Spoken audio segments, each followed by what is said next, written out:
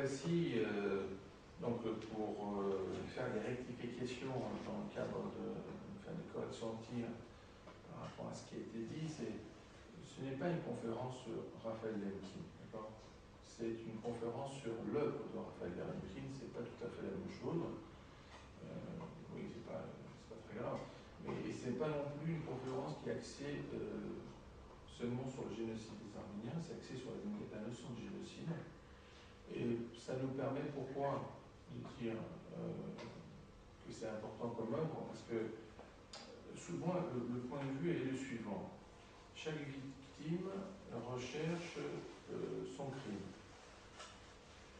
Et le problème qu'on a dans le cadre des génocides, c'est que les victimes n'apprennent pas des victimes. Alors que les génocideurs apprennent des génocideurs. Alors, cette différence fondamentale provient du fait que dans l'acte de génocide, on a la destruction systématique. Alors, d'un côté, on a la personne qui, elle, se prépare à génocider des personnes, et de l'autre côté, on a les victimes qui, elles, ne savent pas qu'il va se passer quelque chose d'un à l'autre. Donc, ce qui est vraiment, si vous voulez, cette asymétrie fonctionnelle va finir par engendrer une différence sur le plan, je dirais, théologique du génocide, à savoir que d'un côté, on a un préparatif, de l'autre côté, on a la surprise. Donc, dans un premier temps, qu'est-ce qui se passe? Eh bien, la plupart des victimes ne sont pas au courant qu'il est en train de se réaliser quelque chose qui apparaît comme inconcevable. C'est-à-dire qu'avant d'être imprescriptible, un crime contre l'humanité, il est malheureusement inconcevable. C'est-à-dire que les gens n'imaginent pas que quelqu'un puisse faire un tel acte, l'organiser et finalement le réaliser.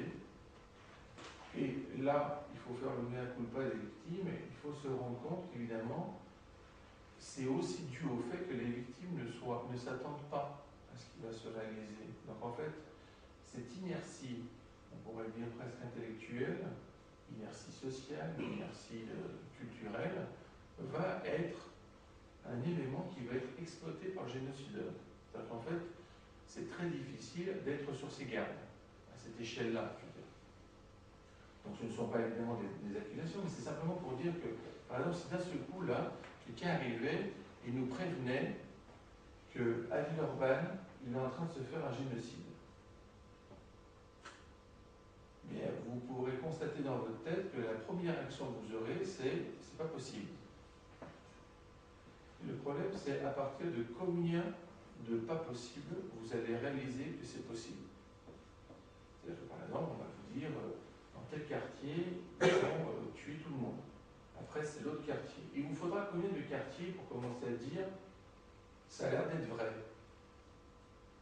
Ensuite, il y a le problème de, une fois que c'est vrai, on fait quoi? Et pour des circonstances, si vous voulez, peut-être moins graves, mais quand même relativement graves, comme par exemple une guerre, les actes de résistance au départ sont un peu difficiles. Pourquoi? Parce qu'il faut s'organiser. Donc les gens, ils n'ont rien.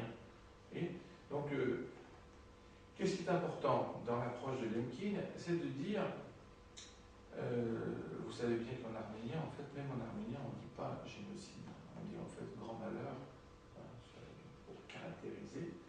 Et ce qui fait que tous les 4 ans, quand on a des élections américaines, on a toujours ce problème, c'est est-ce qu'on va dire le mot génocide ou on ne va pas le dire? Et finalement, il y a des conseillers qui sont assez subtils, qui disent, dites-le comme on le dit en arménien, comme ça vous le direz sans le dire. L'avantage, c'est que tout le monde est content, parce que les Arméniens disent, ben, ça a été dit, les non-arméniens disent que ça n'a pas été dit, mais bon, apparemment, ils en parlent. Et les gens qui sont les continuateurs des génocideurs disent qu'ils n'ont pas dit le mot génocide, tout le reste, c'est pas grave. Parce qu'évidemment, au niveau du droit international, si vous êtes accusé d'un acte de grand malheur, ça n'existe pas. Bon. Donc, le grand problème, c'est que Lemkin se rend compte, en tant que juriste, qu'il y a une sorte d'absence. Alors vous allez me dire, mais pourtant il y a bien les crimes contre l'humanité. Alors pour vous démontrer à quel point il y a une absence, c'est qu'on parle des crimes contre l'humanité, mais qu'on ne parle pas des droits de l'humanité. Les droits de l'homme. C'est assez intéressant parce que ça veut dire en fait qu'on définit une entité par la négation de sa destruction. Par exemple, si on dit par exemple les droits de l'homme, vous allez vous rendre compte qu'au départ ils étaient bafoués, et après on a fini par dire qu'il faut quand même les définir. Donc, vous remarquez par exemple que dans la religion chrétienne, nous avons les commandements avant d'avoir les droits. Donc, c'est qu'à un moment, on va définir que l'autre a le droit d'exister, même si tu n'as pas envie qu'il existe. Le premier point. Ensuite, au niveau des droits, on a les droits de l'homme. Le principe de la Révolution française qui va établir les droits de l'homme, pour certains intellectuels, bon, de tout, on a de tout, hein. Aussi la pacotille. Donc, pour certains intellectuels, c'est une sorte de truisme. C'était pas la peine de le dire que c'était évident. C'était tellement pas évident, en fait, qu'il a fallu vraiment le déclarer. Et maintenant, il faut utiliser ces articles pour se défendre. Bon. Vous voyez, par exemple, nous, comme on est par définition plus évolué, dans le sens du temporel, on va définir par exemple les droits de la femme. On va définir les droits de l'enfant. Alors que tout ça nous semblait complètement évident. Eh bien, ce qui est formidable dans la pensée de Lemkin, c'est qu'il a en tête énormément d'exemples de massacres, et à un moment, il veut définir un objet qui est un peu plus difficile à définir, dans le sens où il était inconcevable auparavant. Donc, la notion de génocide, c'est assez intéressant, puisque même l'étymologie du mot, elle a une racine, on a une racine grecque et une racine latine. Alors, donc c'est fait de façon voulue. Et il a voulu en fait unifier deux mondes, le monde gréco-latin, pour dire qu'il ne faut pas que quelqu'un pense que c'est simplement d'un côté. C'est que tout le monde pense qu'on va fabriquer ce nouveau mot.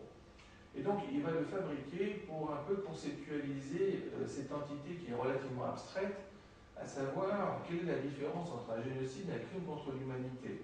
Par exemple, les gens même, je vois par exemple les jeunes, le combat continue. Donc aujourd'hui, je suis sympa parce que c'est la première fois que je viens, donc je ne pose pas de questions en public. Mais vous pouvez vous en poser des questions tout seul et vous dire, par exemple, donnez-vous un exemple, je dis donnez-vous, hein, pas donnez-moi, un exemple de crime contre l'humanité qui ne soit pas un génocide. Juste pour que vous vous rendiez compte que la terminologie technique de Lemkin n'est pas due au hasard, il a vraiment bien choisi. Alors donc, le génocide va être défini comme une destruction systématique. La plupart des gens s'attachent à la notion de destruction. Or, si vous voulez, l'intelligence de Lemkin, c'est d'associer le mot systématique à destruction. Par exemple, un tsunami est une destruction. Un séisme est une destruction. Personne ne va faire quoi que ce soit au niveau de la justice pour dire c'est inadmissible que c'est eu lieu. Et en réalité, c'est le caractère systématique qui est considéré comme vraiment une violation, pas seulement des droits de l'homme, mais des droits de l'humanité, à savoir que c'est organisé. Alors l'organisation, vous allez me dire, mais pourquoi on essaie de définir une différence entre le massacre, le génocide, un crime contre l'humanité? C'est que l'organisation, elle est très simple, elle est due à l'aspect fonctionnel d'un génocide, à savoir, même parmi vous, il y a des personnes qui pourraient tuer une personne. Il y a des personnes qui pourront en tuer 10, vous pourriez peut-être même en tuer 20, il faudrait un peu plus de technicité. Mais si on vous met des valeurs de type 1000, 10 000, 100 000, 1 million, ça ne peut plus être improvisé. Alors à quel point ça ne peut plus être improvisé? C'est que cette masse est colossale. Et les gens ne se rendent pas bien compte à quel point c'est colossal. Par exemple, les gens, quand ils écoutent crime contre l'humanité, ils entendent surtout crime. Or, la partie la plus importante, c'est contre l'humanité. Parce qu'un crime, il peut y avoir un crime, comme on a un délit, ce crime-là peut être moindre. Alors vous allez vous rendre compte que les gens qui sont vraiment des combattants de la paix, comme dirait Kouchner, s'intéressent plus à l'idée de contre l'humanité qu'un crime, et ceux qui veulent minimiser les crimes contre l'humanité disent que c'est un crime.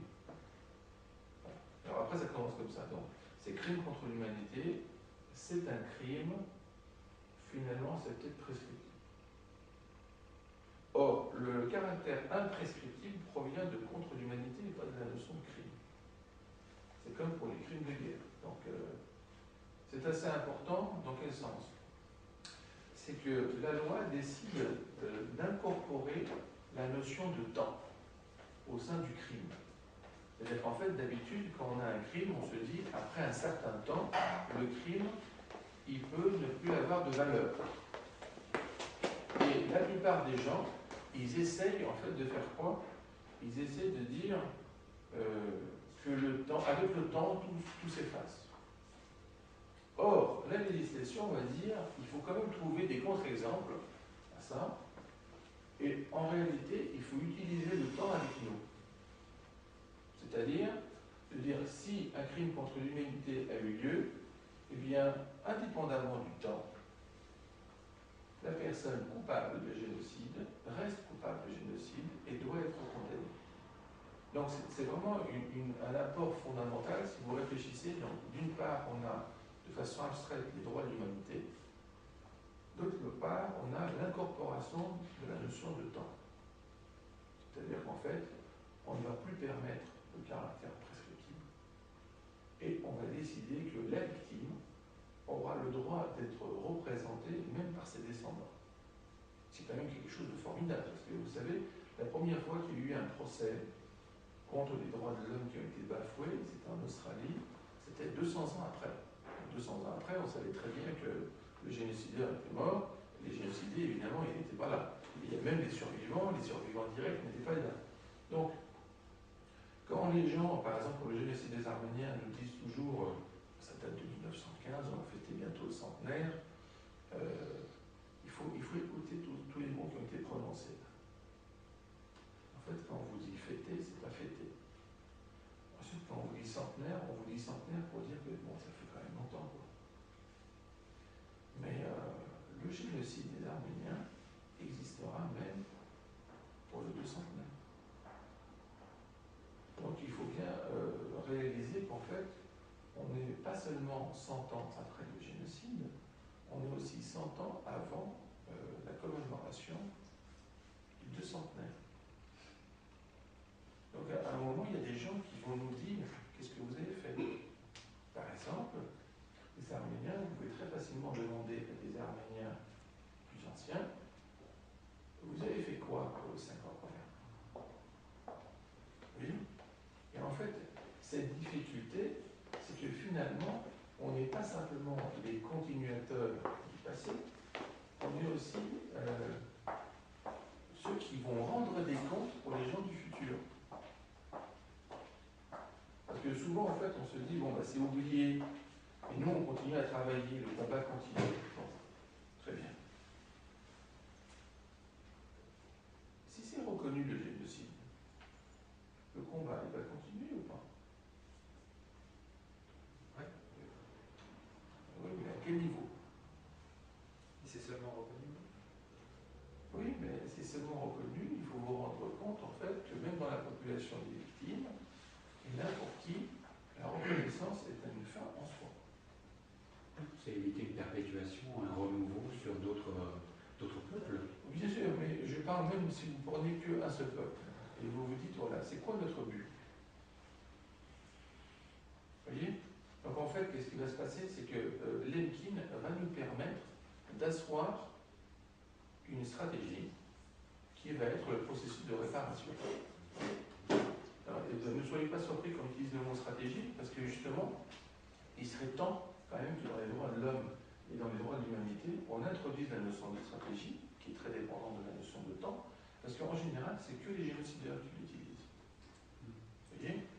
Par exemple, essayez d'imaginer, par exemple, 6 millions de victimes, mais sans l'existence du train. Alors, on pourrait se dire quel est le rapport entre le train? Ben oui, le train, ça permet des très gros déplacements massifs. Et ces déplacements massifs permettent d'éliminer des gens de façon beaucoup plus discrète. Vous voyez? Par exemple, imaginez l'élimination de personnes sans le gaz. Je vous donne des exemples qui pourraient vous paraître différents. Imaginez maintenant pour plus récemment des génocides sans machette, que la main, eh ben, ça vous pose des problèmes. Pour vous rendre compte aussi de la difficulté qu'on a dans le cadre du génocide, pour le génocide du Rwanda, donc je vous rappelle quand même qu'il a eu lieu récemment, que depuis 2003, on a une date commémorative par une résolution des Nations Unies, et qu'en fait, eh bien, en 1994, on se demandait si c'était un génocide. Il nous a fallu quand même 800 000 personnes génocidées pour dire que finalement, ça a l'air d'être un génocide. Ça, c'est pour vous rendre compte quand des fois on tombe dans la facilité et on accuse facilement les gens de l'époque, par exemple il y a 100 ans, 80 ans, en disant que personne ne se rendait compte. Alors essayez d'imaginer. On a les médias, on a la télé, on a la radio, on a Internet, et en 1994, on se demandait en fait si on assistait à un génocide, par exemple pour le Rwanda ou pour Darfour. Donc on y était, hein, à part les plus jeunes qui étaient peut-être même pas nés. Qu'est-ce que j'essaie de dire par là? J'essaie de dire par là que l'apport de Lemkin, donc Lemkin va travailler ça dans la période de la Seconde Guerre mondiale, et va se demander est-ce qu'on peut condamner quelqu'un pour un massacre? Alors, le problème en fait, c'est qu'il y a un problème de taille. Donc pas simplement de taille en nombre, mais d'envergure. Alors qu'est-ce que je veux dire par là? Vous avez remarqué que si vous regardez la Charte des Nations Unies pour le génocide, eh bien, il n'y a pas de nombre de victimes. Il n'y a pas écrit à partir de tant de nombre de victimes, c'est un génocide.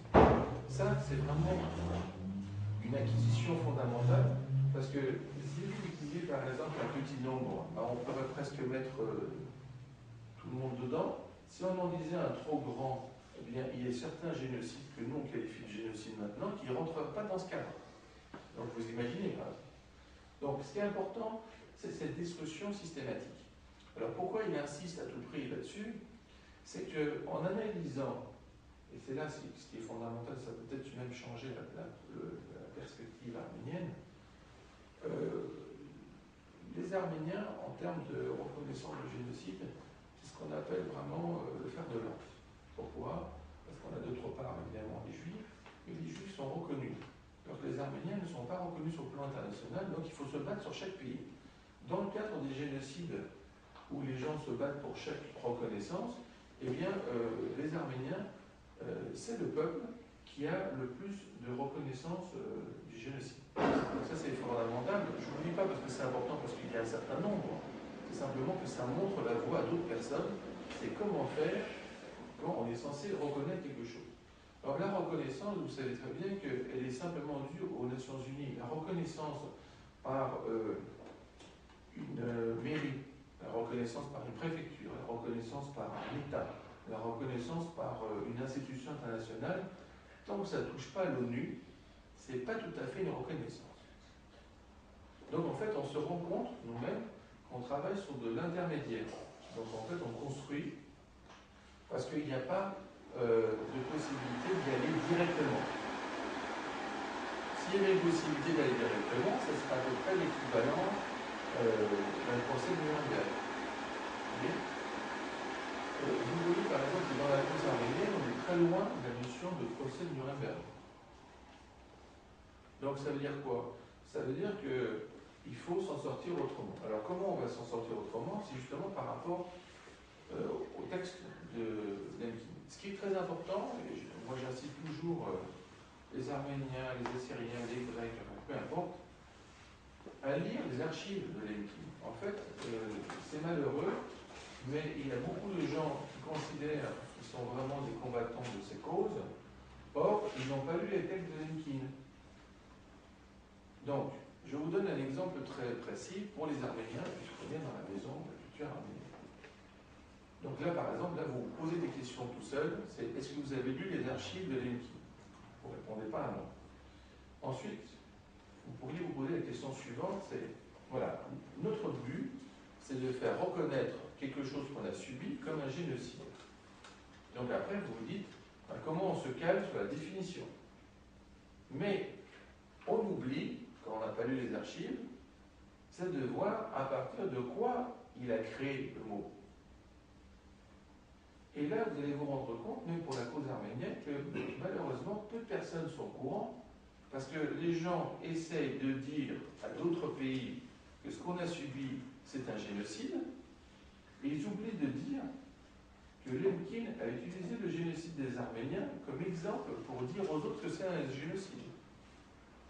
Donc en fait, il va décrire le génocide des Arméniens et des Grecs comme exemple de ce qui sous-entend comme terme, puisqu'il n'était pas encore fabriqué, de génocide. Par exemple, si j'avais utilisé un mot abstrait, je ne sais pas, on va dire abduction.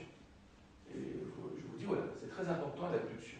D'ailleurs, c'est l'abduction qu'on va utiliser pour définir un droit international. Vous allez me dire, non, mais enfin, qu'est-ce que c'est l'abduction?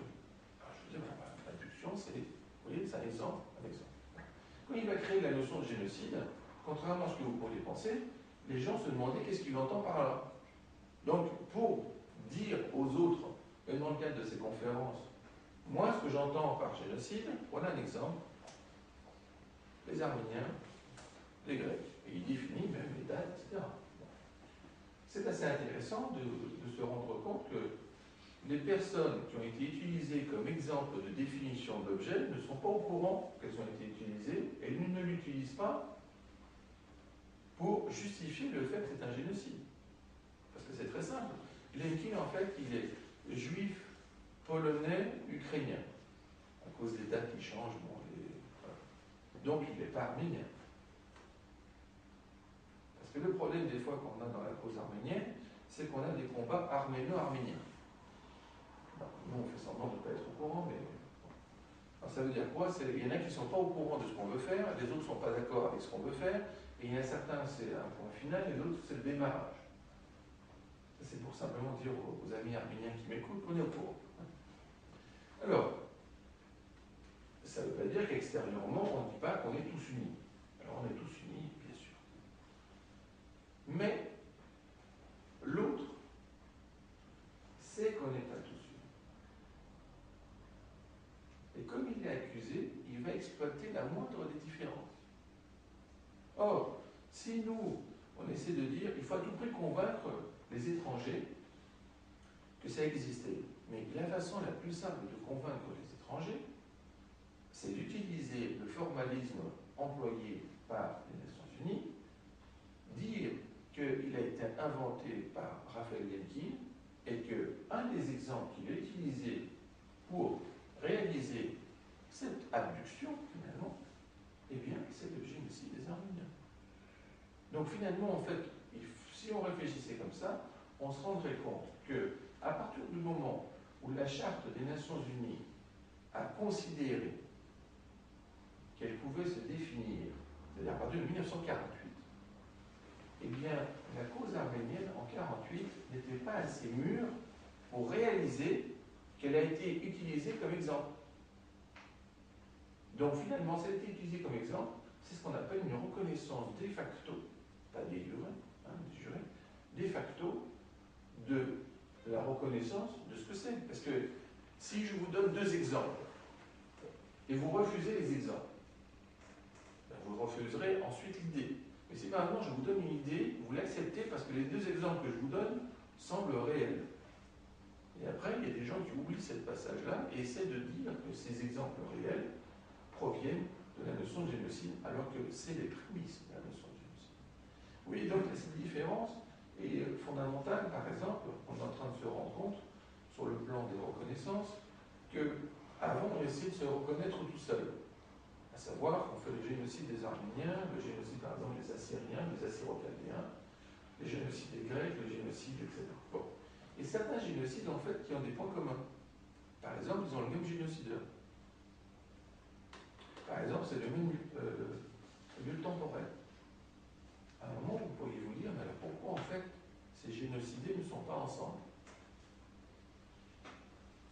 Par exemple, en 2006, quand il y a eu la reconnaissance par l'Europe, comme quoi ce sont des crimes contre l'humanité, en fait, ils ont reconnu 3 crimes simultanément. Arménie,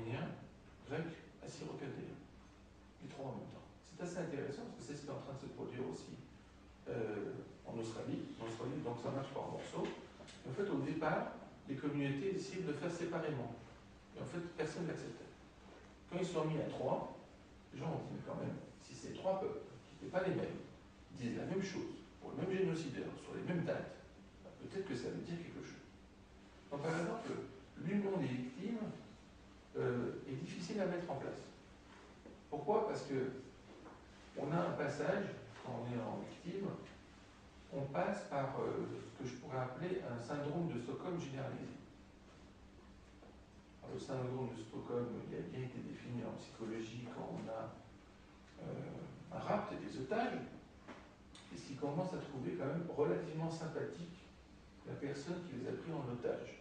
Et après, il commence à s'inquiéter pour ces personnes par rapport, par exemple, à la police ou l'armée qui est en train d'essayer de les libérer, ce qui est quand même extraordinaire. Donc ça a eu lieu.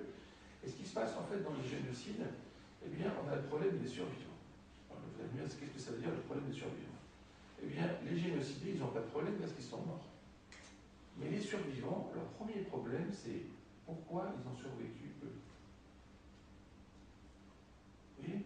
Vous imaginez quelqu'un, par exemple, qui a perdu toute sa famille, et il ne reste plus qu'un. Ben, je peux vous dire que, contrairement à ce que pourrait penser quelqu'un qui ne connaît pas les génocides, il n'est pas heureux. Il ne se dit pas, ouf, j'ai été sauvé. Non, il se dit, pourquoi moi, je suis la seule personne de toute la famille qui n'a pas été éliminée. C'est ça son premier problème. Je vous rappelle par exemple que Primo Levi a vécu dans des camps de concentration, il en est sorti, il a écrit des livres et il s'est suicidé. Ça veut peut-être dire quelque chose quand même, ça veut dire que c'est pas si facile que ça. Alors ce passage-là, c'est très simple, eh bien, c'est très difficile de mettre en place des actes de résistance actifs. Par exemple, relativement peu d'Arméniens reconnaissent l'ampleur de l'œuvre de Solomon Télérien.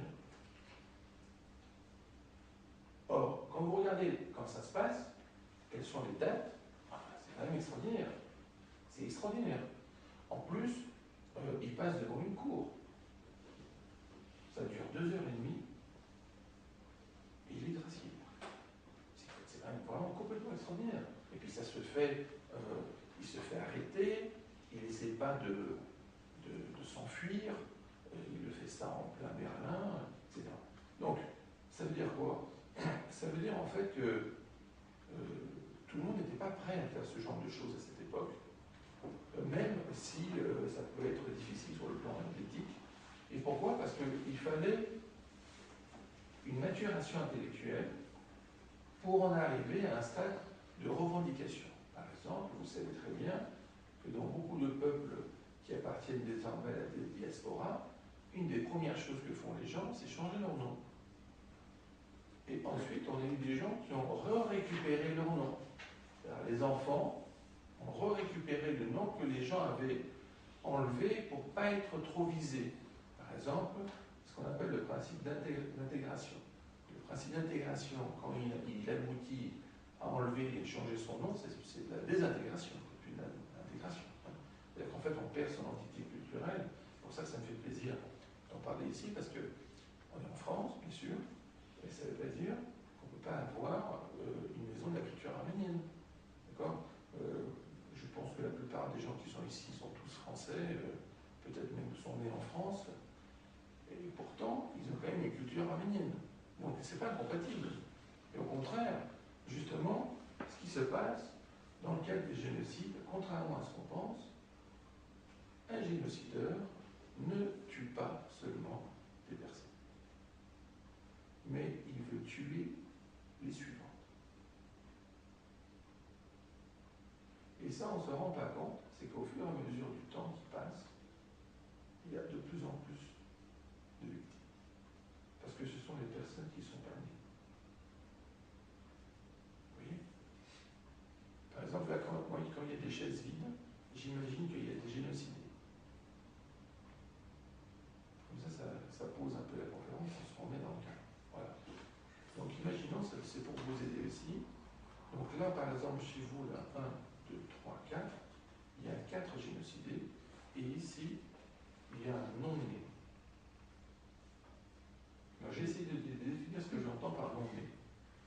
Par exemple, la plupart des gens disent on est sensible aux gens qui ont été génocidés.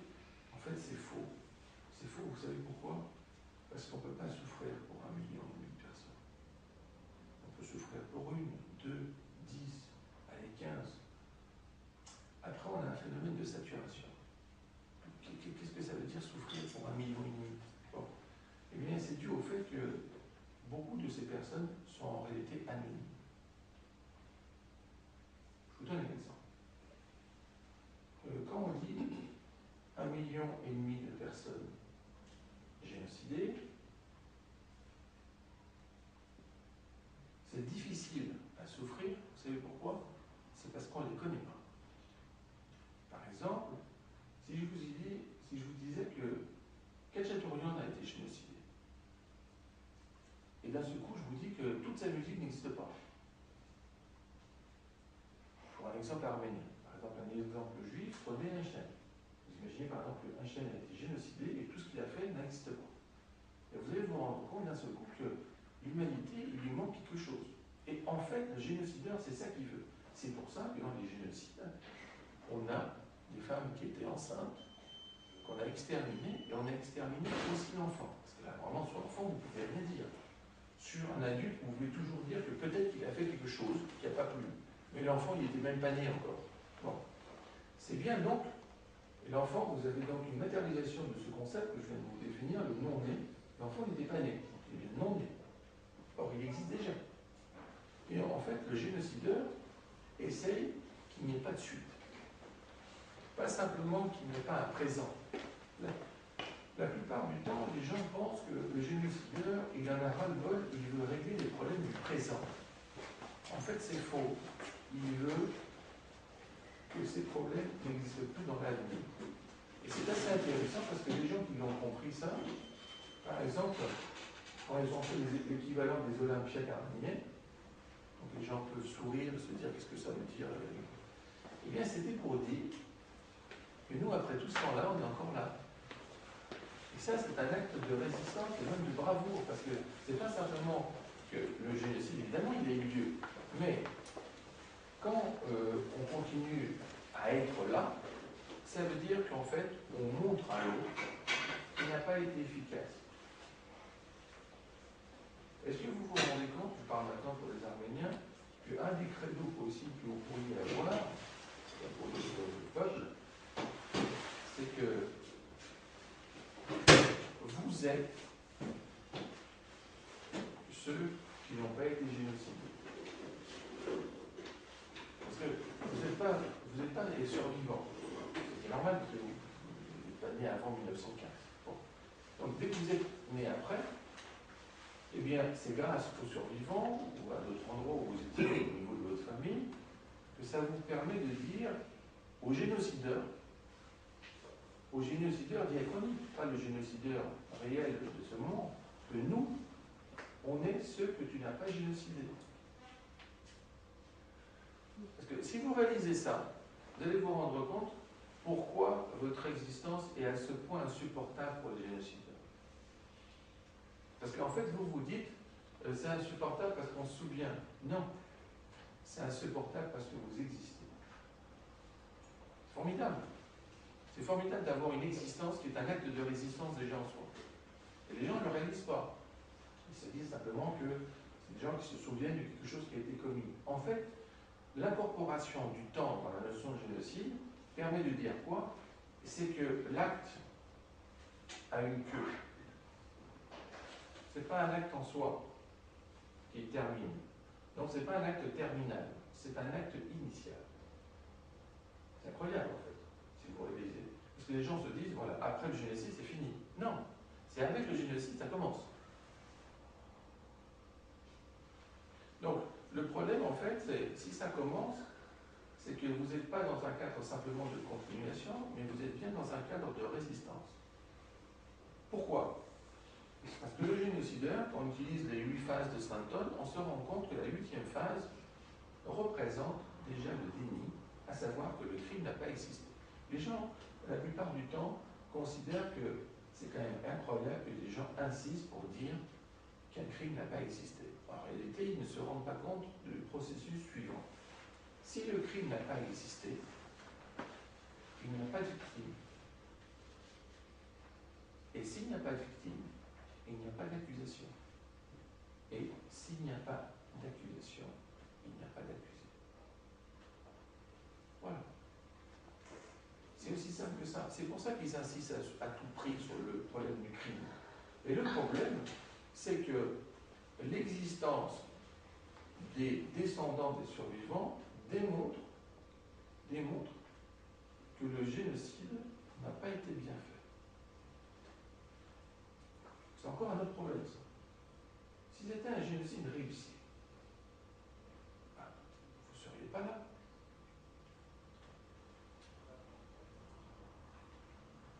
En réalité, est-ce que vous vous rendez compte que tous les gens qui sont des survivants démontrent que ce sont des génocides ratés?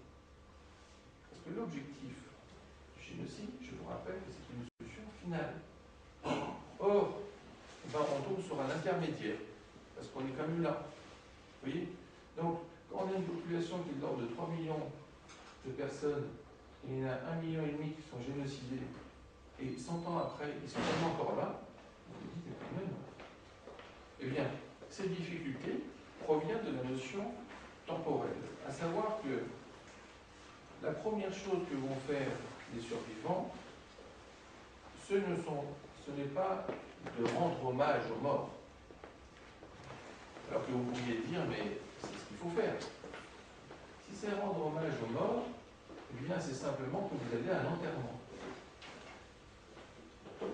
Mais on n'enterre pas un génocide.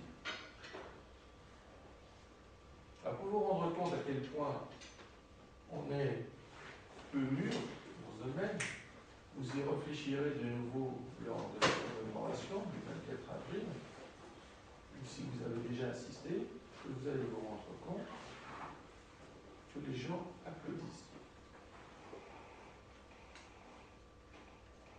Peut-être même que vous avez vous-même applaudi. Ce n'est pas grave quand vous n'étiez pas au courant. Mais à partir de cette année, ce sera un peu plus difficile pour vous d'applaudir naturellement. Parce qu'en fait, on applaudit parce qu'on est content à ce moment-là. Et en fait, on oublie les morts. Par exemple, imaginez que vous avez un enterrement. Et quand vous êtes dans le cimetière, il fait aussi un sermon. Et d'un seul coup, vous trouvez que c'est quand même vachement bien dit. Alors vous applaudissez. Vous imaginez? Eh bien, ce que vous n'arrivez pas à réaliser, c'est qu'on est capable de faire ça avec 1,5 million de morts. Je parle même aux plus jeunes, parce qu'ils sont en général plus actifs. Ils vont avoir des gestes de type manifestation. Voilà.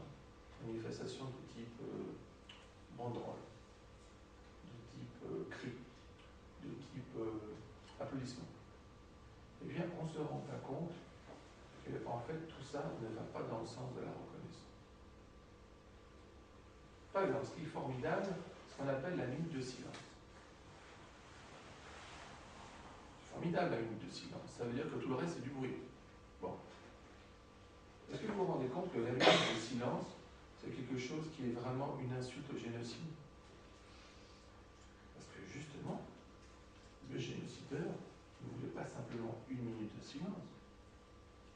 Vous voulez tout le temps du silence. Et plusieurs personnes n'en parlent. Or, nous, en fait, des fois, pour rendre hommage, on dit une minute de silence. En fait, ce n'est pas une tradition qui va avec les génocides. C'est mal placé. On se dit ça ressemble, alors on va dire ça. Mais non, justement, parce que si ça ressemblait, si c'est simplement par rapport à une personne, par rapport à une catastrophe, eh bien on ne l'appellerait pas génocide. La notion de génocide est radicalement différente. Par exemple, est-ce qu'il y en a parmi vous qui n'utilisent jamais le mot tuer? Par exemple, est-ce que vous utilisez le mot victime? Est-ce que vous utilisez le mot massacrer? Or, tous ces mots sont à bannir de votre vocabulaire parce que ce qu'il faut dire, c'est génocider. Ce qu'il faut dire, c'est génocideur. Ce qu'il faut dire, c'est génocide. Parce que tous les autres mots qu'on vient de définir, qui sont tout à fait courants, et on comprend tout ce que ça veut dire, eh bien, ils n'ont aucune valeur juridique. Par exemple, si vous dites « je suis une victime »,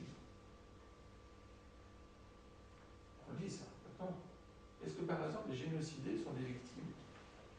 Ben, ils ne peuvent pas dire je suis une victime. Vous êtes obligé de dire soit victime de génocide directement, soit génocidé. Et génocidé, vous ne pouvez pas claquer ailleurs. Vous ne pouvez pas dire, par exemple, monsieur ne peut pas dire je suis un génocidé, alors qu'il pourrait très bien dire je suis une victime. Ce qu'il faut que vous réalisiez, tous et nous-mêmes, c'est que, par exemple, en France, on déteste la répétition dans les textes littéraires. Or, en fait, quand on écrit des textes de type discours, on adore faire la même chose, on aime bien les écrire à la française. Or, un discours pour le génocide, ben, il faut qu'il utilise juste les mots qu'il faut. Or, les mots qu'il faut, c'est justement l'apport de Lemkin, c'est de dire ne dites plus massacre, hein, ne dites plus simplement acte de barbarie, mais dites génocide. C'est tout. Donc, c'est un apport qui est fondamental et finalement, c'est assez intéressant de vous rendre compte que le plus grand des apports qui est fait au terme de génocide provient des génocideurs. Qu'est-ce que je veux dire par là? C'est qu'ils nous refusent le droit d'utiliser le mot génocide, et heureusement qu'ils nous le refusent, parce que comme ça on l'utilise plus souvent. Sinon on ne l'utiliserait pas. On dirait par exemple le grand malheur. Or là, en fait, le fait qu'il y ait une législation, ça nous oblige à utiliser ce mot pour défendre les gens qui ont été génocidés, parce que sinon, si on n'utilise pas, on ne sait plus de quoi on parle. Et ce problème, en fait, je vais vous donner un exemple, parce qu'on parlait de peinture. Vous allez voir comment je me comporte. Alors, j'ai fait une exposition où ce sont uniquement des portraits de génocides, de différents génocides. Je les place comme ça, et je dis au public, quand on fait une exposition, donc là je vous la fais de façon abstraite, je dis prenez le portrait qui vous plaît le moins. D'accord? Celui que vous trouvez que c'est mal fait. Par exemple, c'est mal dessiné, ou la personne n'est pas belle. Ce sont des victimes. Hein. Voilà. Donc vous prenez, donc chacun dans sa tête imagine ça. Maintenant je leur dis, voilà, maintenant vous allez être en fait les défenseurs de cette cause. Et bien là vous allez vous rendre compte de la difficulté qu'ont les peuples qui ne sont au courant de rien à dire que vous avez raison. Vous voyez? Parce qu'en fait, nous, on essaie souvent de réfléchir par sympathie. Or, il n'y a pas de sympathie dans le domaine du génocide, il n'y a que de l'empathie. Si vous n'êtes pas capable de ressentir ce que ressent l'autre, si vous êtes simplement capable de le consoler, c'est pas la peine de s'en occuper. Ça ne marchera pas. En fait, c'est une confusion entre amour et mendicité. Et dans le domaine de la reconnaissance du génocide, il y a vraiment des difficultés énormes qui proviennent justement du fait qu'on fait ces mélanges. Voilà. Donc par exemple, les génocidés et les survivants disent « Nous avons raison parce que c'est vrai ». Mais ça c'est faux. Parce qu'on a raison dans un tribunal parce qu'on a une argumentation. Il ne suffit pas de dire « Oui, ça existait, voilà, point ». Parce qu'après, les autres arrivent et disent ça n'a pas existé pour telle raison. Je vais vous donner un exemple par rapport à une invasion, donc pour un crime de guerre, à Chypre. Il y a le doyen de l'université qui avait contre lui 5 avocats, et pendant 7 ans, ils essayaient de démontrer que celui qui faisait le recours n'était pas la victime, alors c'était la même personne. Vous imaginez, donc lui il avait les papiers comme quoi on l'avait viré, maltraité, etc. Et il a fallu 7 ans pour qu'il démontre que c'était lui. Parce que les gens, qu'est-ce qu'ils disaient? Vous savez ce qu'ils disaient? Ils disaient, c'est vrai, cette victime a subi ça. C'est vrai qu'il y a un recours, mais ce n'est pas la même personne. C'est quand même très vicieux hein, comme raisonnement. Et pourtant, ça a eu lieu, ça. Donc ça, vous pouvez le voir à la Cour européenne des droits de l'homme. Hein. Et vous vous dites, mais c'est pas possible, pas lui qui fait ça. Non, oui, c'est possible qu'il fasse ça. Vous savez pourquoi? Parce que la vérité est une, le mensonge est multiple. Donc il est bien plus efficace quand on veut manipuler les autres. Alors vous l'avez dit, j'ai dit la vérité, j'ai plus rien d'autre à dire. Donc, on vous dit, d'accord, mais il y a vos arguments. C'est ça quoi, mes arguments? Non. Donc, Raphaël Lemkin, en tant que juriste, nous dit on va définir la notion de génocide, on va s'inspirer du modèle arménien d'ailleurs, et on va pouvoir dire que si ça rentre dans ce registre, si on a dans ces critères, on peut démarrer un processus de réparation. Formidable comme idée, en fait, parce que vous allez me dire, mais c'est quand même vraiment bizarre. C'est vrai que c'est bizarre, c'est vrai que c'est pas naturel, parce qu'il faut penser à l'impensable. Il faut mettre des mots sur l'indicible. Or, pour avoir cette capacité, il faut être capable de réfléchir de façon holistique sur l'ensemble de l'humanité. Par exemple, est-ce que vous vous rendez compte que un génocide, comme c'est un crime contre l'humanité, c'est par hasard qu'il peut être arménien. C'est par hasard qu'il peut être assyro-chaldéen, c'est par hasard qu'il peut être grec, c'est par hasard qu'il peut être juif, c'est par hasard qu'il peut être rwandais. Vous voyez ce que je veux dire? Nous, en fait, on a une vision très locale. On se dit, on a été génocidés parce qu'on était nous. Ça, c'est vrai. Mais à l'échelle de l'humanité, quelle que soit la population qui a été génocidée, c'est aussi grave. C'est pas moins grave parce que ce sont d'autres personnes. L'autre problème qui se passe, on peut bien se rendre compte de quelque chose, c'est que les génocidés appartiennent à des peuples à grande culture. Alors vous allez me dire, mais pourquoi on emploie ce terme? Bien, vous allez vous rendre compte qu'en fait, c'est très simple, c'est difficile d'éliminer des personnes qui n'ont aucune culture. Vous allez me dire, mais en quoi ça c'est un argument? Ben, c'est très simple, parce que quand on a un acte de barbarie, ce qu'on rejette, c'est l'existence de ça. C'est pas juste l'existence de lui, de elle, etc. Non, non, on rejette tout. Et alors, vous savez très bien que quand les Azéris ont détruit le cimetière, ben, il n'y avait personne dedans. Bon, alors essayez d'y réfléchir. Ne vous énervez pas pour les Arméniens si j'essaie de le faire de façon plus abstraite. Bon, donc il n'y avait pas de morts, puisqu'ils étaient déjà morts. Vous pouvez en avoir d'autres, parce que c'était des tombes. Bon. Donc, on ne peut pas dire qu'ils ont commis un crime, puisqu'ils étaient déjà morts. Donc, normalement, ça ne devrait pas nous gêner. Pourquoi ça nous gêne?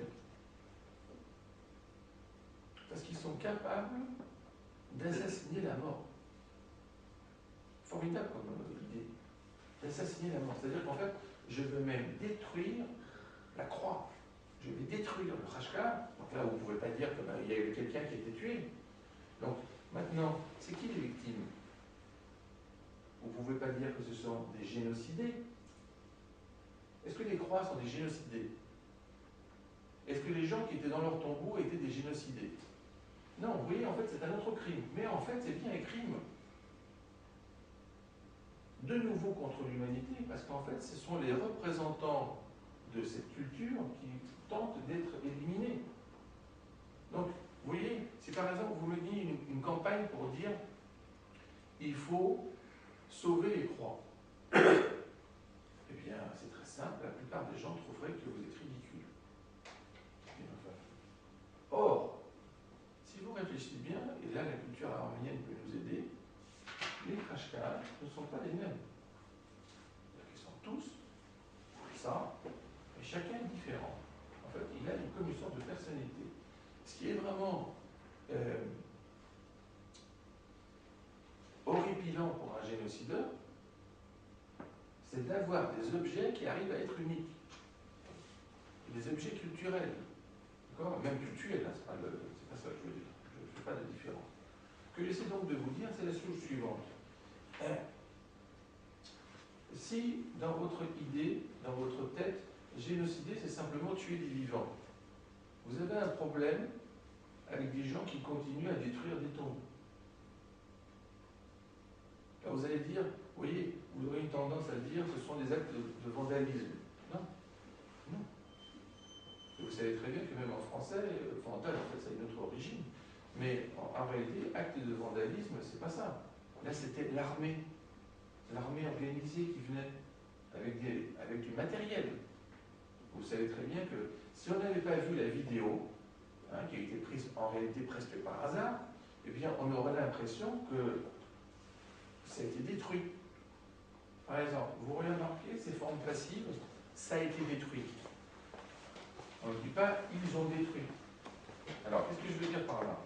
Il faut toujours être actif et définir l'objet. Sinon, en fait, on n'arrive pas à réaliser de quoi on parle. Par exemple, il ne faut pas dire que les crachats ont été détruits. Parce qu'il faut préciser par qui, par quoi, dans quel but. Quand, par exemple, on a des problèmes en latin et qu'on va avoir, par exemple, le mitraillage de monastères, qui c'est qui est visé? Je ne vais pas dire quand même les pierres de l'Église. En fait, ce sont les pères de l'Église qui sont visés. Ce que je veux dire par là, c'est que l'existence même de l'édifice culturel est une démonstration d'une continuation. Et donc cette continuation, eh bien c'est ça qui est la cible des génocideurs. C'est-à-dire qu'en fait, on veut que ça soit plus existant.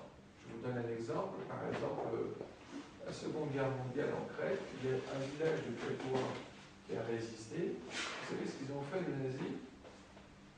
Évidemment, ils ont tué tout le monde. Bon, très bien. Ça ne m'aide pas. Vous n'étiez pas depuis le début, si vous êtes surpris.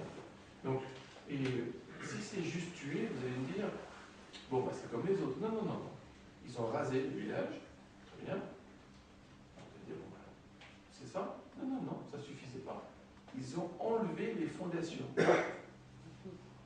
Non. Dans ce village n'existe pas. C'est même pire. C'est que dans leur idée, le village n'a jamais existé. Si vous tuez les personnes et vous laissez le village, elle met une trace. Là, si vous rasez, vous dites quand même on trouvera des fondations. Est-ce que vous imaginez maintenant des gens, des militaires, qui enlèvent les fondations en pierre de chaque maison et qu'il ne reste plus rien. Et en fait, à la fin, ils ont laissé une plaque. Ceci doit servir d'exemple. Bien, là, vous avez vraiment quelque chose qui est pas simplement un acte de barbarie, qui serait la première étape, quand je vous ai dit le premier très bien qui vous a surpris, c'est que là, c'est un acte de destruction systématique. Donc ça peut être utilisé par Lemkin comme exemple concret de ce que veut dire pas simplement un crime. C'est pas simplement un crime, c'est pas simplement un crime contre l'humanité, c'est un génocide. Parce que justement, vous voyez bien la notion de destruction systématique. Par exemple, je reviens aux Azéris, quand ils ont fait ça, eh bien, ils n'ont pas fait une destruction systématique correcte. Parce que normalement, ils auraient dû enlever tous les tombeaux. Si, ils ont remporté les cailloux ailleurs. Oui, mais vous allez remarquer, parce que j'ai vu les photos, en fait, tout n'a pas été embarqué. Je peux vous donner d'autres exemples où, en fait, les gens ont rasé les cimetières et ont fait un aéroport. Un centre de tir. Voilà. Donc, pour vous rendre compte, en fait, pour faire ça, ça veut dire qu'il faut enlever des tombeaux, il ne faut plus rien laisser, il n'y a plus aucune trace. Le béton n'est pas coulé dessus. Hein. Non, pas du tout, il ne reste plus rien. Et donc, en fait, maintenant, vous imaginez maintenant la difficulté des victimes et des survivants pour dire, ben, là où il y a un aéroport, avant, il y avait un cimetière. Alors, tout ça pour dire quoi? Pour dire que le formalisme développé par Lemkin, c'est pour nous donner des éléments, des instruments, quand on ne peut pas y réfléchir de façon naturellement humaine. Vous voyez, tout ce que je vous dis, normalement, si vous n'êtes pas vraiment à l'aise dans la cause des combats des génocides, vous pourriez être surpris. En vous disant, mais quand même, il exagère. En fait, c'est simplement que vous êtes habitué aux morts, vous n'êtes pas habitué aux génocidés. Ça, c'est ça qui vous choque. Hein, c'est ça qui vous a choqué. Non, très bien, le premier très bien. C'est en fait, c'est que vous êtes habitué à voir simplement quelqu'un qui a été tué. Voilà. Donc ça vous choque, c'est pas bien. Enfin, on parle quand même du génocide blanc. C'est-à-dire avec la rupture culturelle et cultuelle après l'acte de 1915.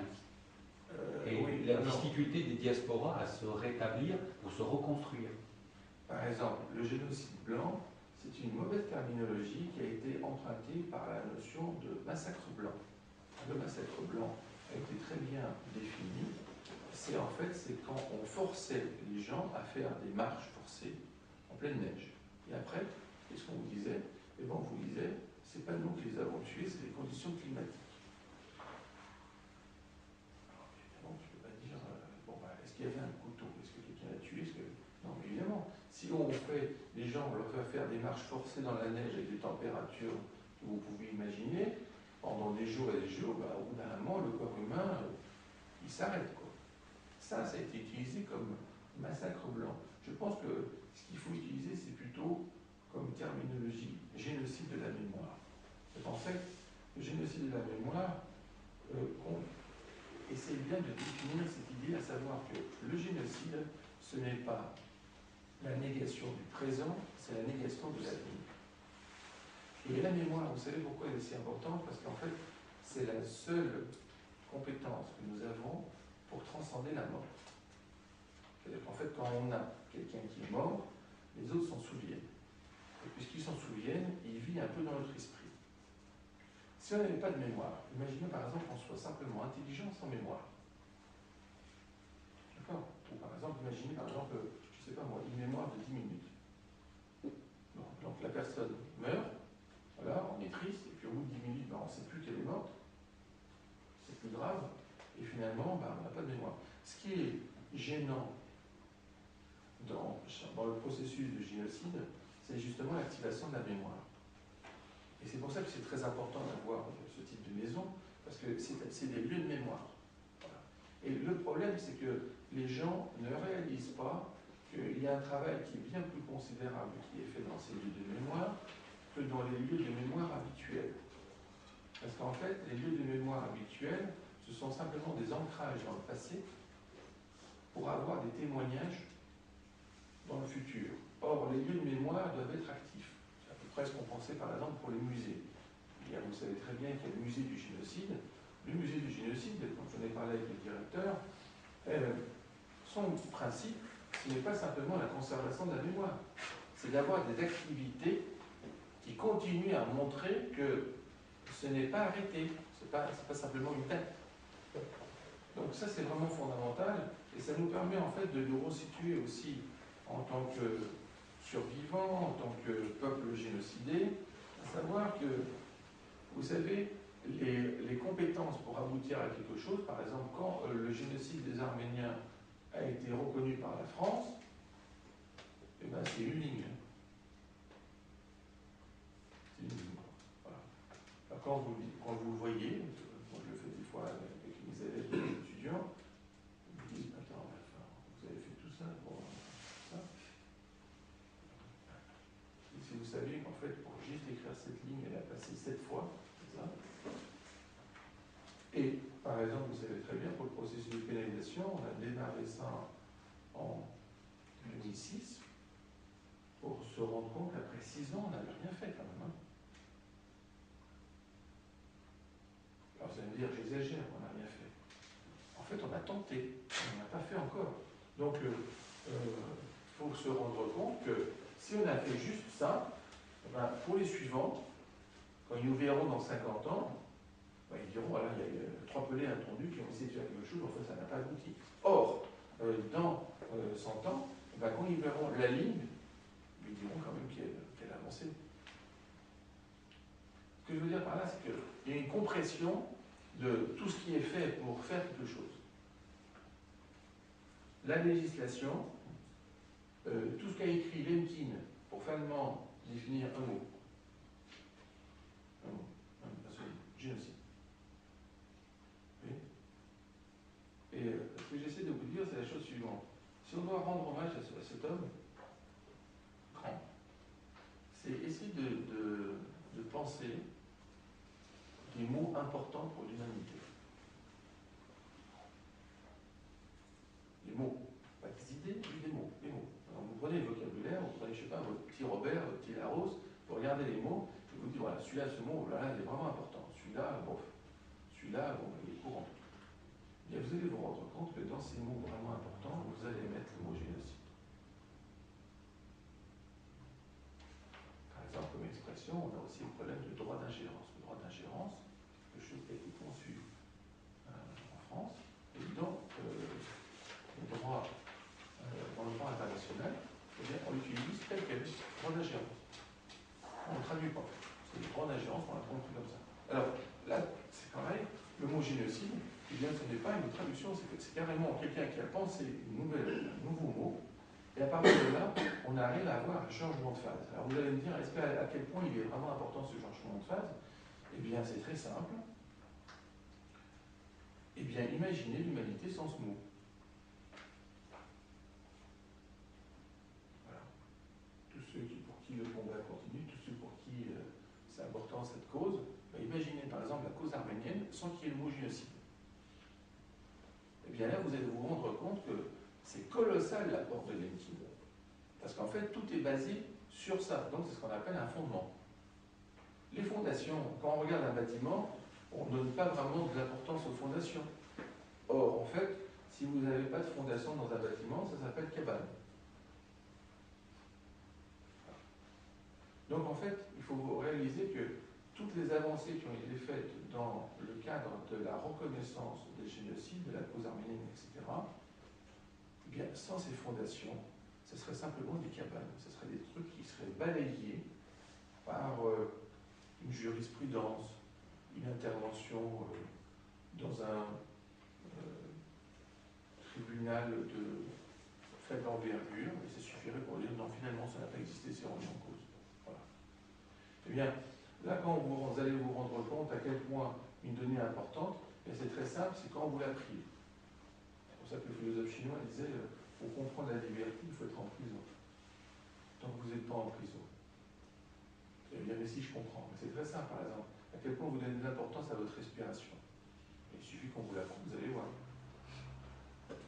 D'un seul coup, tu as toute la partie du cervelet qui s'occupe plus que de ça. Et qui dit, tiens, il y a un problème. Hein. Donc, vous voyez en fait que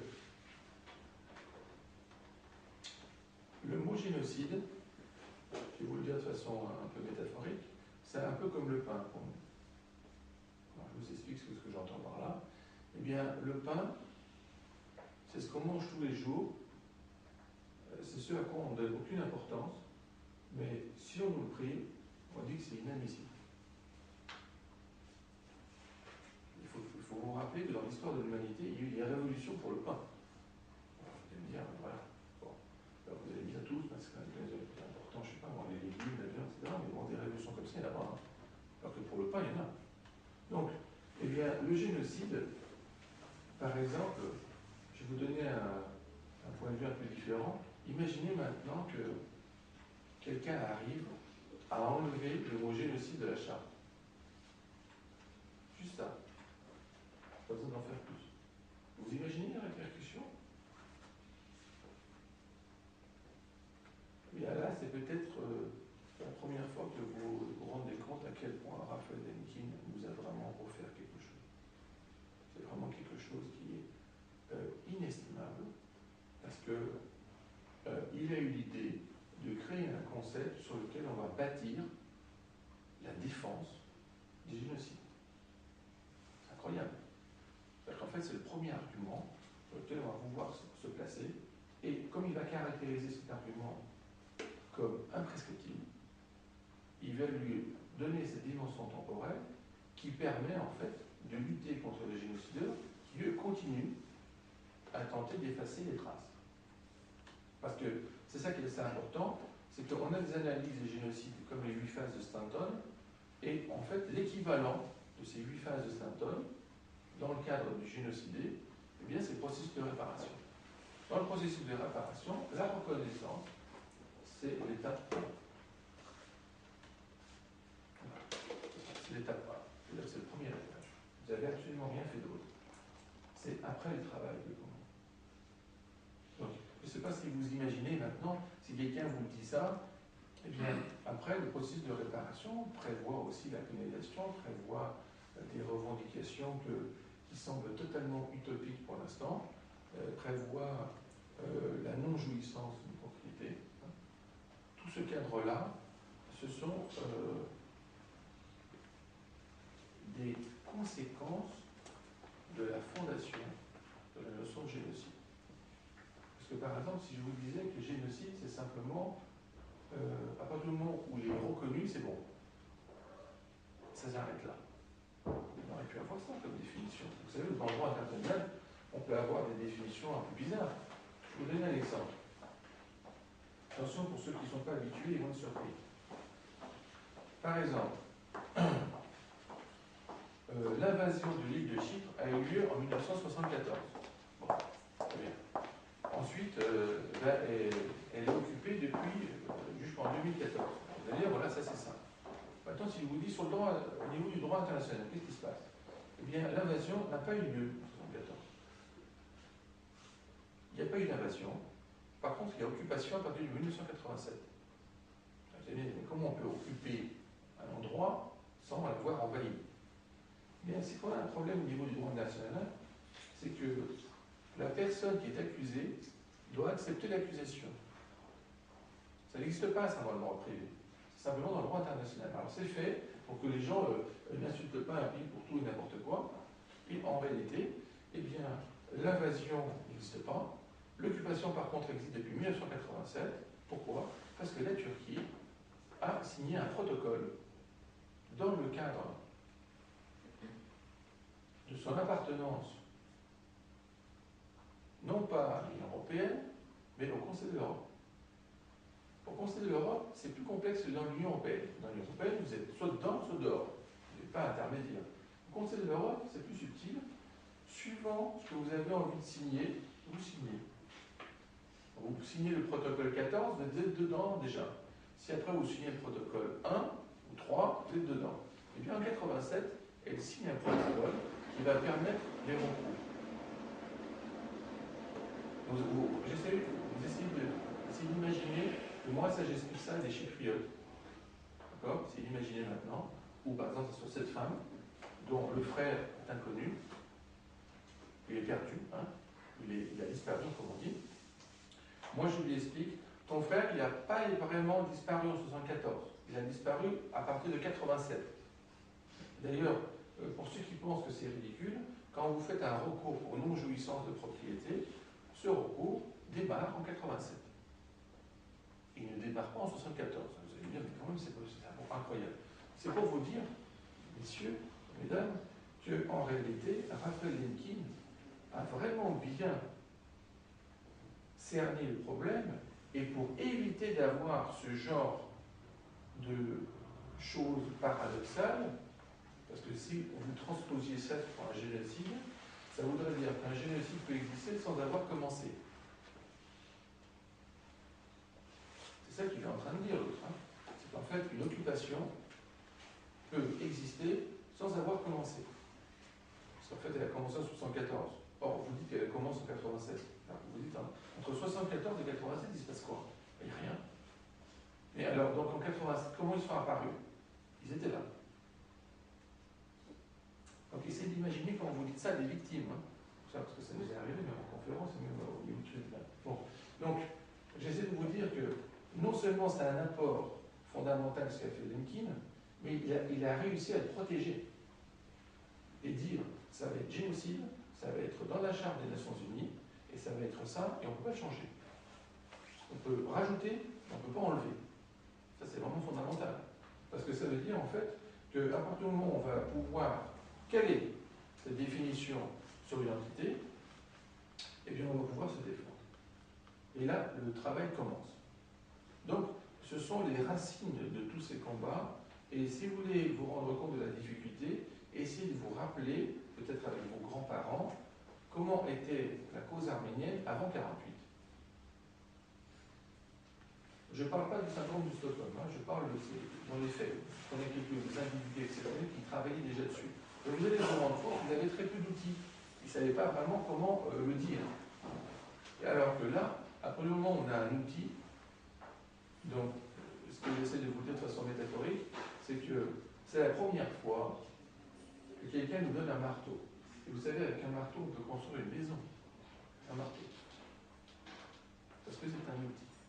La notion donc, de génocide est formidable, et en termes d'invention, et en fait, on pourrait même la qualifier d'innovation. C'est une innovation sur le plan humain. Sur le plan humain. Parce que personne d'autre n'avait réfléchi à la nécessité d'un tel mot. Et contrairement à ce qu'on pourrait penser, des gens, des fois, ils pensent qu'il a été influencé par le génocide des Juifs. Or, c'est faux, parce que ce n'est pas donné comme exemple. Il a été influencé par des génocides bien antérieurs pour définir cet objet. D'ailleurs, vous savez très bien que c'est pareil, des fois, et là vous allez vous rendre compte combien peut être subversif le génocideur, ils nous disent, vous ne pouvez pas dire que vous avez subi un génocide, puisque le génocide n'existait pas encore comme terme.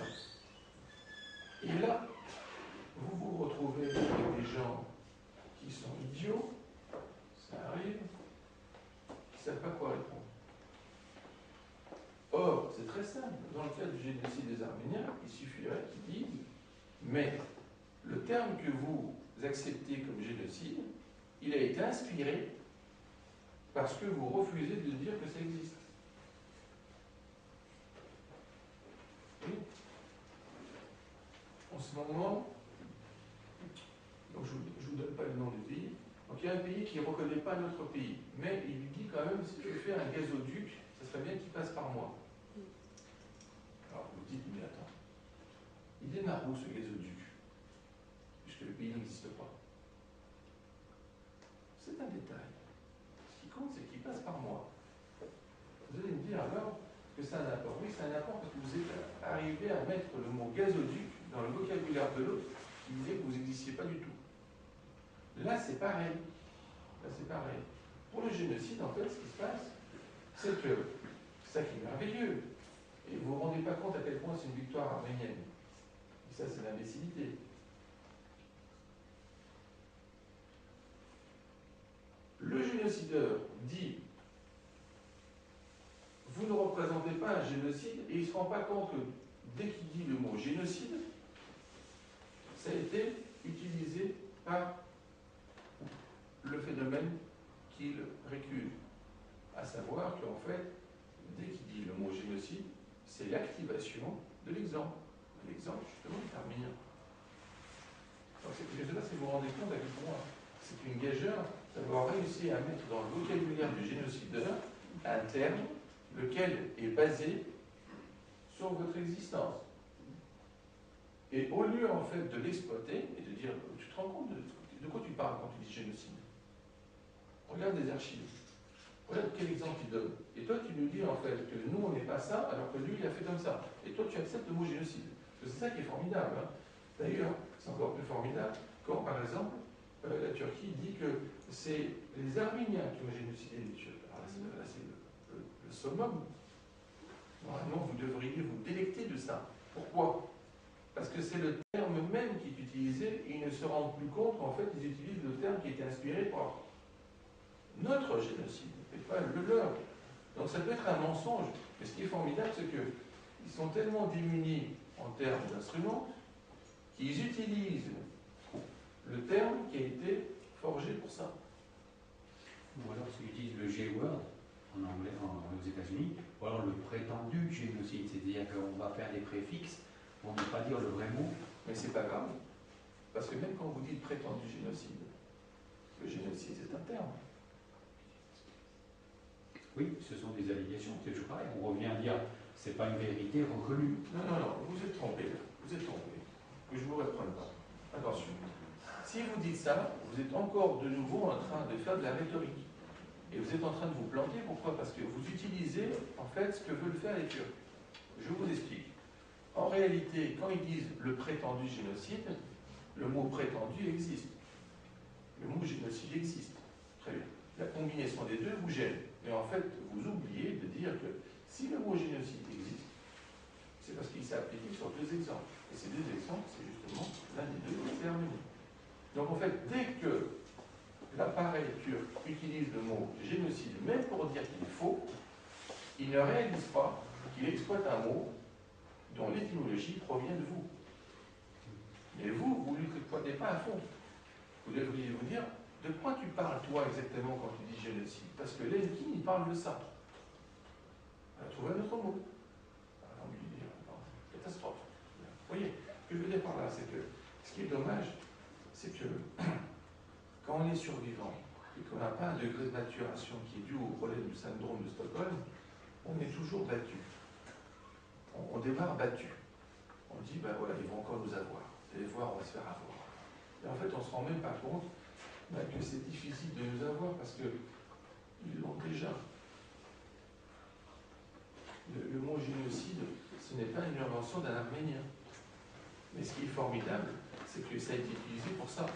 Donc en fait, je pense que si vraiment les gens l'utilisaient à fond, en disant que voilà, le mot génocide, il est accepté par toute la communauté internationale. Il y a la charte du génocide. Ok, très bien. Bien. Juste à côté, mettez un astérisque et dites, voilà, ça vient de là. Vous vous rendez compte de l'apport? C'est un apport formidable.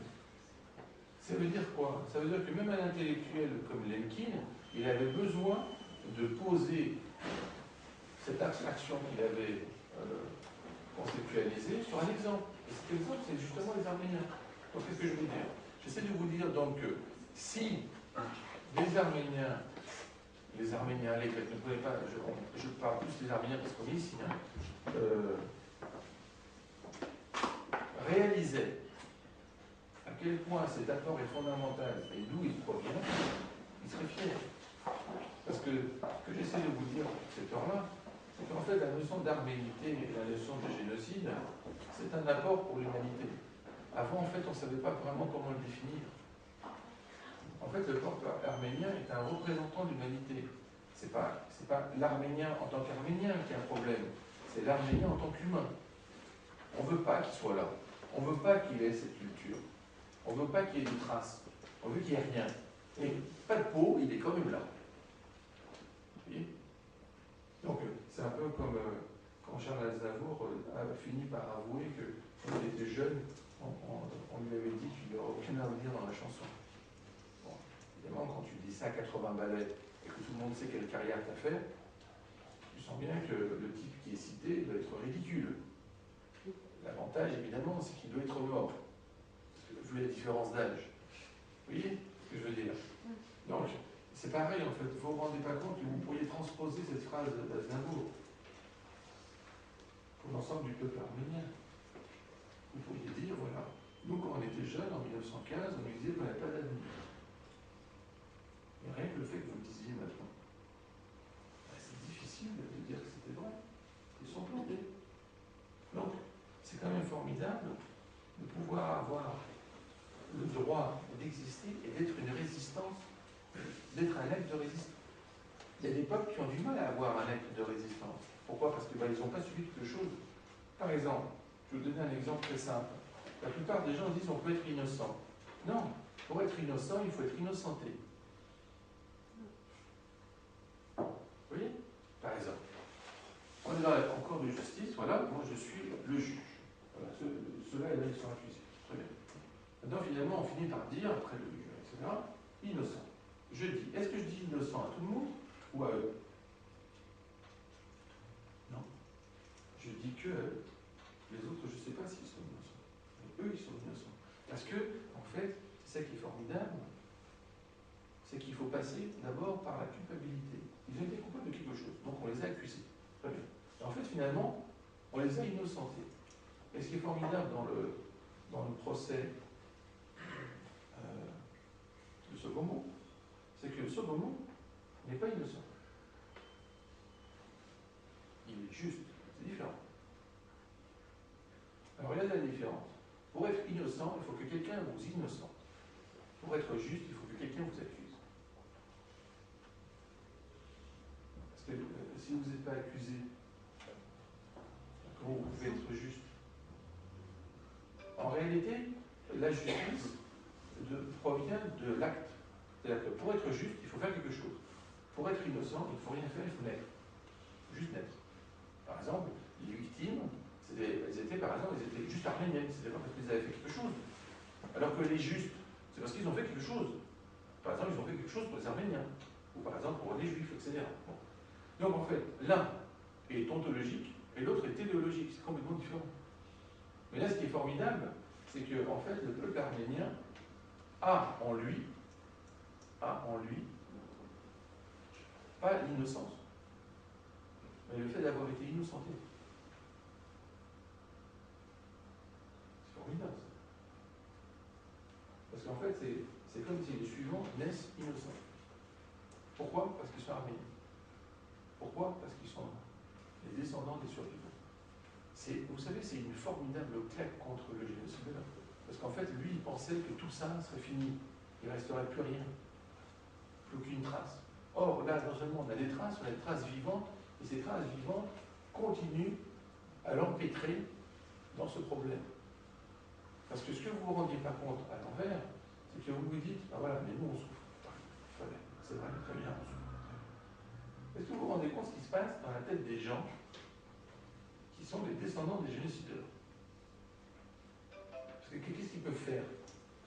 Ils ne peuvent pas dire que ça n'existe pas cet événement. Il existe cet événement. Mais évidemment, ils peuvent dire que c'est pas moi. Et alors après, vous leur dites, c'est simple, hein? Soit tu es successeur, et tu dois dire que tu dois condamner les autres. Et ça, si vous le compressez, c'est comme si je vous disais, condamne ton père. Parce qu'évidemment, ça ne vous dérange pas parce que c'est loin. Donc vous ne vous rendez pas compte que c'est près. En fait, en termes de génocide, comme il n'y a pas la notion temporelle, ben c'est très simple, hein?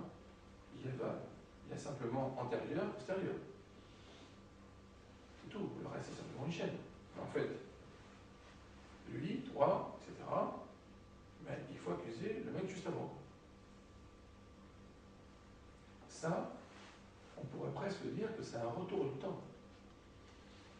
Parce qu'en fait, c'est une condamnation après. Il n'a pas été condamné, il a eu le temps de mourir, etc. C'est pas du tout comme on a eu certaines actions en Argentine avec des